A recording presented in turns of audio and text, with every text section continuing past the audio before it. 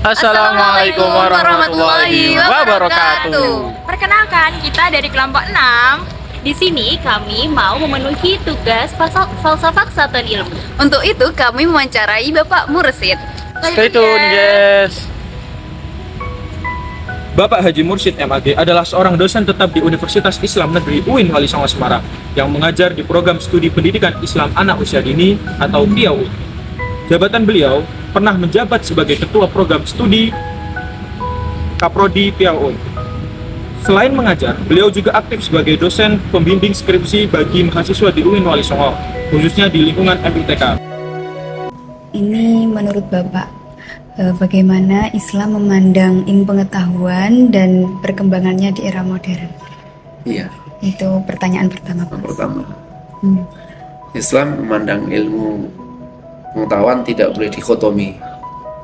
Dikotomi itu ada jarak, ada jurang pemisah daging, harus satu. Maka niatnya harus ibtighoan mardhatillah. Niatnya harus innamal a'malu binniyat. Niatnya hanya semuanya melaksanakan perintah-perintah Allah, mencari ilmu, tolabul ilmi, fardhatun ala kulli muslimin wa muslimatin. Kata-kata aja ilmu, tapi tidak boleh ada dikotomi, pemisahan. Kamu kan belajar agama, saya belajar umum, semuanya sama. Yang dipelajari miliknya Allah. Maka niatnya, jika dia belajar agama, niatnya untuk mencari dunia, dapatnya hanya dunia. Dia belajar umum, tapi niatnya adalah untuk bisa kuat ibadah, itu dia malah lebih baik.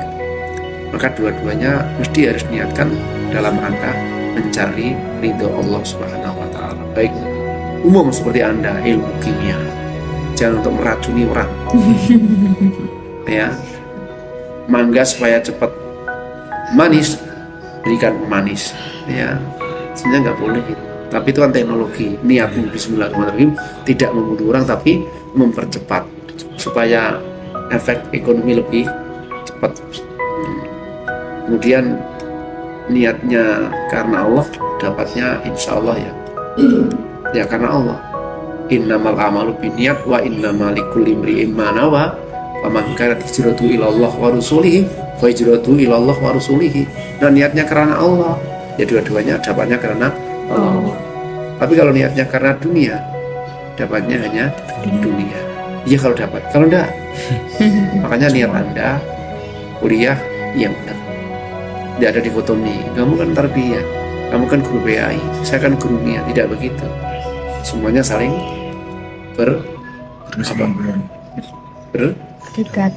berdekatan. Semua saling melengkapi. Semuanya miliknya Allah. Lillahi ma fis samawati wa ma fil ardh. Ya. Yang ada di langit dan ada di bumi, semuanya adalah miliknya Allah. Yang pertama. Yang kedua, Kemudian manusia kan sebagai khalifah di bumi. iya. Bagaimana mengembangkan ilmunya gitu? Ya harus mencari ilmu yang lebih komprehensif untuk mengembangkan ilmunya. Jadi tidak hanya dapat ilmu saja kemudian berhenti, harus diaplikasikan, harus diterapkan. Cara menerapkannya juga tidak hanya sekedar mencari popularitas dunia, tapi ridha Allah, spiritual. Ya, inni ja'ilun fil ardi khalifah. Ayatnya begitu. Manusia itu dijadikan oleh Allah menjadi wakil Tuhan katanya di bumi ini. Ya, kalau niatnya sudah karena Allah, enak, mau jadi apa-apa enak. Tapi kalau niatnya karena dunia, mohon maaf, dunia itu adalah sumber segala kerusakan. Dunia ra'su kulli khati'atin. Nah kamu sekolah di jurusan ilmu kimia, pendidikan kimia, kalau niatmu hanya untuk dunia, bisa meracuni orang, tidak dapat apa.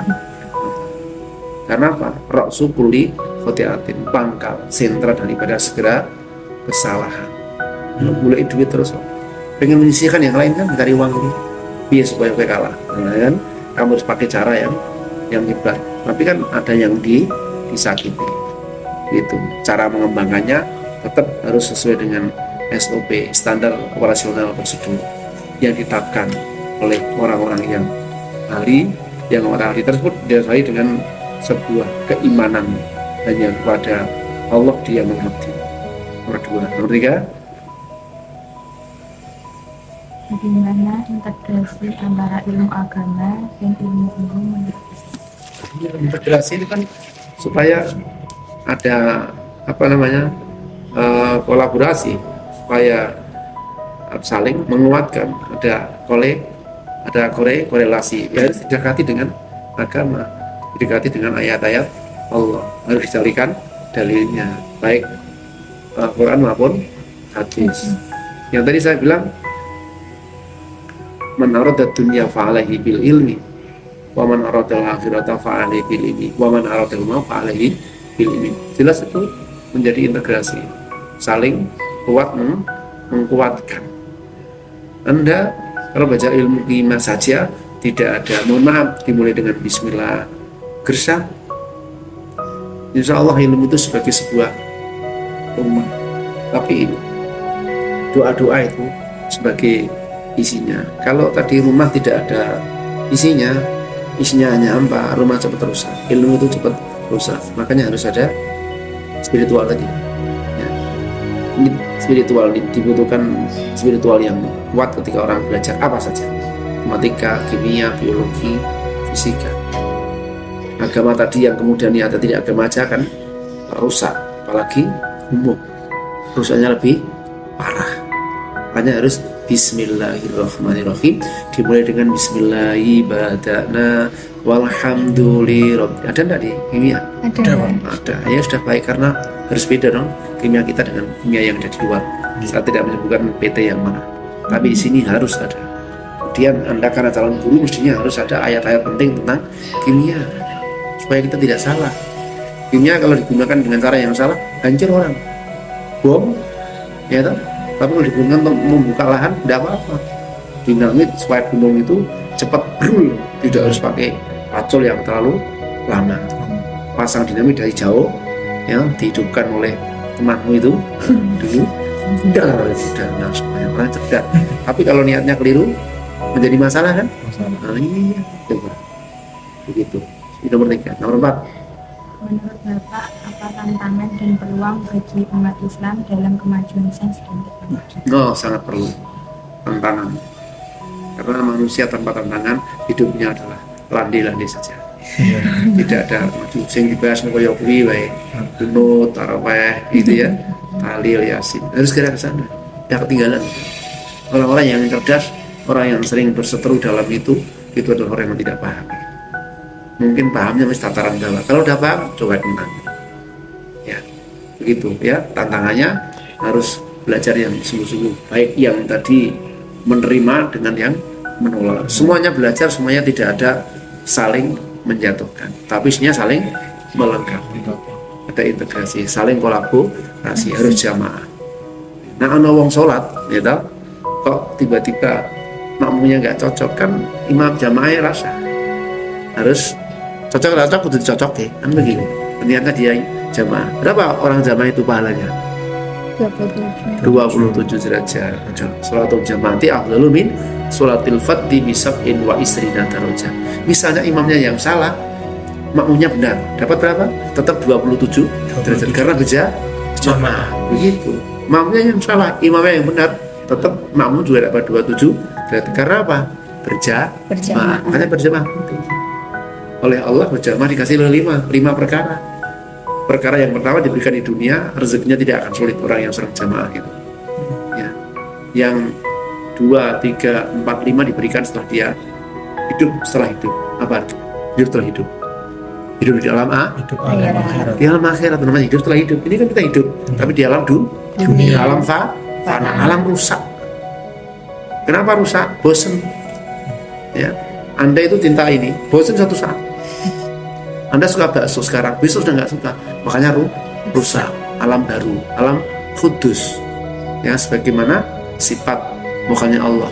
Adam kudus. Baru, namanya baru itu mesti membosankan. Saya cinta kamu, tapi bisa nggak cinta. Bisa juga. Bosan saya dengan Anda. Namanya kudus. Nah, ketika kita paham yang dicari adalah akhirat, kita akan kuat cintanya. Bosan tetap akan hilang. Ya, jadi pertama diberikan oleh Allah, kemudian di dunia. Kamu orang kimia, ahli ibadah, ahli sholat jamaah, kimiamu laris. Yang lain bilang, itu mbak laris kenapa? Punya tuyul, bilang begitu. Kalau dia pendekatannya agama, oh tidak, karena dia ahli jamaah. Karena ketika dipanggil oleh Allah hayya 'alas shalah, dia datang. Sementara saya tidak. Ya patah, saya harus menerima akibatnya. Akibat baik karena dia rajin dipanggil oleh Allah, berarti kan doanya dikabulkan. Sebagaimana Al-Quran, wa idza sa'alaka ibadi anni fa inni qarib, aku dekat dengan hambaku yang begitu saya panggil datang. Maka uji buddha otatai, aku akan mengabulkan seluruh permintaan. Tidak saya minta aja dikasih, apalagi minta. 2, 3, 4, 5 diberikan di akhirat. Hidup setelah hidup di alam akhirat. Pertama kali harus lewati kematian. Tidak mungkin kamu hidup di akhirat tanpa mati dulu. Dan mati tidak ada yang tahu kapan matimu. Nggak ngerti. Coba kalau kamu diberitahu matimu setelah wawancara dengan Pak Mursyid, nggak jadi wawancara kamu. Ketemu cetak mati nanti. Kan begitu. Gak ada yang tahu tuh. Matimu adalah ketika kamu lipenan. Kamu tidak pernah lipenan. Matimu ketika kamu duduk menghadap saya. Tidak pernah duduk. Ya, begitu ya Mas ya. Matimu ketika kamu batik, kamu tetap batik takut Mas. Jadi mati adalah rahasia Allah. Yang kedua adalah ketika di alam kubur itu ada pertanyaan malaikat. Malaikat siapa? Munkar Nakir. Kamu yakin itu? Kamu yakin? Yakin. Kamu yakin? Tidak kelihatan kok. Kenapa yakin? Ada iman. Siapa yang menyampaikan? Nabi Muhammad. Bahwa malaikat ada berapa? 10. Salah satunya adalah Munkar Nakir yang nanti akan menanyakan seluruh aktivitas Anda. Check and recheck, cross check, auditor ya, KPK langsung, dan kamu tidak bakal bisa menolak karena setiap aktivitas dalam surat Al-Qaf itu ditulis ma yalfidhu min qaulin illa ladaihi raqibun atid. Seluruh aktivitas Anda ditulis oleh malaikat, tidak ada yang ketinggalan. Begitu tek nih, besok kamu di akhirat akan bisa menjawab seluruh pertanyaan malaikat Munkar Nakir. Artinya apa? Siksa Anda diangkat kubur. Nomor 3 apa? Anda akan bisa menerima catatan amal yang diberikan oleh malaikat melalui tangan kanan. Indikasi variabel bahwa Anda orang-orang yang baik. Bukan berarti Anda baik selamanya. Sebaik-baik manusia pernah salah. Karena manusia pernah salah, boleh tobat. Tidak nolak. Kalau setan kan nolak. Terus setan kan disuruh apa tadi? Sujud tidak mau, langsung plak oleh Allah. Kalau Anda kan nggih Gusti, tapi di tengah perjalanan diganggu oleh perempuannya namanya Hawa. Nanti orang itu suka mengganggu. Nek sing lanang ra kuat korupsi. Nah itu gara-gara perempuan. Enggak apa-apa kok. Dikit saja kok. Yang enggak boleh itu kan mendekat. Kalau ambil boleh karena di sana Qur'annya melatak robus sajaroh. Jangan mendekati pohon. Kan mendekat. Ini kan ngambil saya. Bukan mendekat kan? Oh, tidak terjemahkan. Nomor 4, Anda nanti akan bisa melewati Shiratal Mustaqim kalau bargil khotib. Yang kelima adalah otomatis Anda dimasukkan surga tanpa hisab. Itu tadi kaitannya dengan apa? Tantangan tadi ya. Tantangan. Kalau itu sudah paham, Anda akan melakukan apapun saja, itu niatnya adalah Allah. Kalau itu niatnya, kegiatan Anda yang Anda lakukan adalah tendensinya bukan karena kamu, tapi karena Allah. Karena Allah dia akan sungguh karena diawasi oleh Allah, bukan oleh Saifullah. Itu ya. Itu terus apa lagi? Menurut Bapak, apa prinsip dasar dalam Islam yang mendorong umatnya untuk mencari dan mengembangkan ilmu pengetahuan? Karena khalifah tadi diberi tugas sebagai khalifah fil ardh. Jadi sungguh-sungguh dia supaya profesional. Itu waktu itu kan yang diberikan tugas tidak manusia, semuanya alam diberi Tuhan, tapi tidak mau dia, tidak mampu. Manusia saya, gitu, di Al-Quran begitu, ada di juz 22, ya, lupa suratnya saya, bahwa manusia yang berani menerima amanat Gitu. Ya, dan manusia diberi akal. Manusia adalah makhluk Allah yang sempurna. Laqad khalaqnal insana fi ahsani taqwim. Surat apa? At-Tin. Tsumma radadnahu asfala safil. Anda akan dibalikan kayak aspal yang paling sana. Kecuali alladzina kecuali orang-orang yang beriman. Gitu ya Mbak ya. Dasarnya adalah Quran dan hadis, dasarnya adalah lillahi ta'ala. Udah habis? Masih ada. Menurut Bapak, bagaimana peran lembaga pendidikan Islam dalam mendorong inovasi dan riset ilmiah? Perannya sangat diharapkan. Jadi harus didorong, harus didanai untuk riset itu, supaya membuktikan wahyu-wahyu Allah dari Al-Quran tentang apa tadi? Riset. Dan tentang apa? Mendorong inovasi. Iya, mendorong untuk supaya dari ada inovasi, bukan renovasi. Beda loh ya. Renovasi, tak inovasi, kemajuan ke depan. Harus didanai, diperjuangkan sampai betul-betul. Dulu itu kan kita masih berseteru tentang umut, tarweh, dungo, lahilasi. Sekarang di perguruan tinggi tidak bahas itu lagi. Bahasnya bagaimana Anda bisa terbang sampai di angkasa.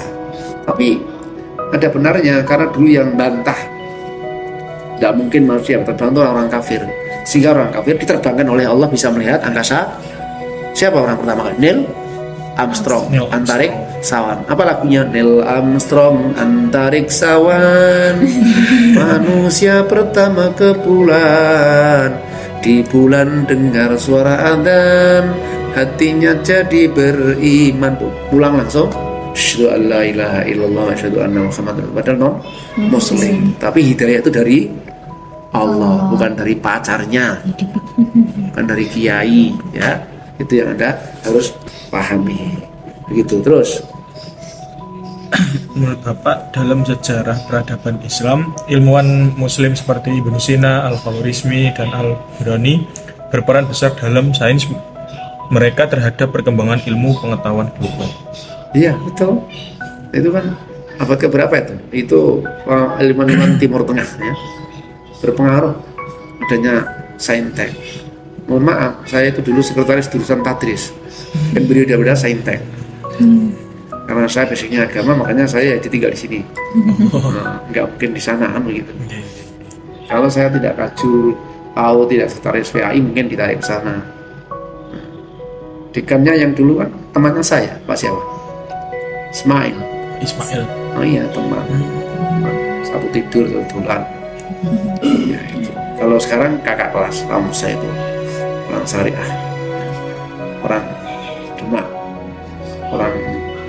Kalau ini sering belajar tahu daerahnya dekat dia, Gojoyo namanya. Dari sana itu. Ya, itu sangat penting dipelajari. Ilmuwan muslim Timur Tengah yang sampai ke sini itu. Justru Anda itu ya rujukannya ke sana. Jangan rujukan orang-orang yang kafir bagi saya. Yang kafir itu dia tahu tapi dasarnya tidak Al-Quran. Ngerti ini orang arti Al-Quran ini. Nanti Khawarizmi, Ibnu Sina apalagi Al-Biruni. Itu kan memang dari Timur Tengah. Itu kalau niatnya salah juga tidak dapat apa-apa. Niatnya memang mengembangkan ilmu-ilmunya Allah. Makanya ini ilmu tidak ada dikotomi. Ya, baik kimia, baik fisika sama saja. Artinya semuanya adalah bagaimana bisa hidup, dan hidup itu karena Allah Subhanahu wa ta'ala. Agak cepat saya. Nanti bisa dialog ya. Sudah dipahami ya. Sudah. Satu lagi. Mungkin satu lagi Pak, terakhir ini. Apa pesan atau rekomendasi dari Bapak agar umat Islam mampu mengintegrasikan nilai-nilai agama dengan kemajuan ilmu pengetahuan secara harmonis?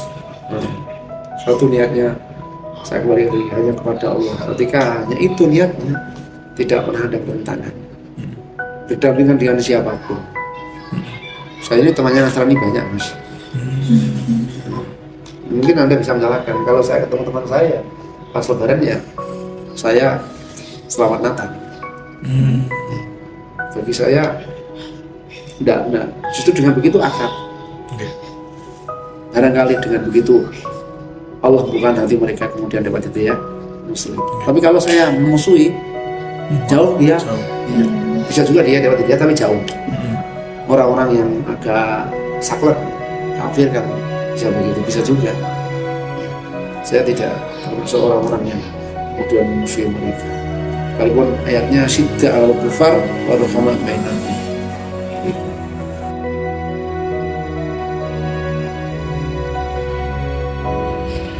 Baik, kesimpulan yang kami dapat dari wawancara tadi yaitu yang pertama adalah ketika ilmu dari dulu di zamannya Al-Khawarizmi, dari ilmu dari Ibnu Hayyan, Al-Biruni itu berkembang menjadi sekarang yang lebih teknologi, lebih modern, itu tentu mempunyai landasan yang utama, yaitu yang berlandasan yaitu Allah Subhanahu wa Ta'ala, yang mana suatu ilmu itu bakalan hilang ataupun fana kalau kita tergantung sama niat kita, yaitu dengan seperti yang disebutkan bapaknya, yaitu innama a'malu binniyat wa innama likulli imri'in ma nawa. Nah, seperti itu. Jadi ketika kita mengejar dunia saja di dunia ini, ya yang bakalan kita dapat hanya kebodohan, hanya pembohongan. Karena seperti contoh yang tadi bapaknya kasih tahu bahwa ketika kita mengejar seseorang, ketika kita cinta sama seseorang, kita akan bakalan bosan karena memang dunia hanya sebuah kebodohan dan pembohongan. Makanya kita harus seimbang mencari dunia juga dan mencari akhirat, yang mana nantinya ketika kata bapaknya tadi, ketika kita nanti hidup di alam yang kedua, yang alam yang benar-benar itu alam yang kita cari, maka kita akan mendapatkan kebahagiaan di sana. Makanya cara mendapatkan kebahagiaan di sana yaitu dengan mencari dunia dengan baik dan seimbang juga dengan mencari akhirat. Makanya untuk pesan-pesan untuk teman-teman, maka perbaiki niat dan semangat terus untuk mencari ilmu sampai ke negeri Cina. Oke, terima kasih semua.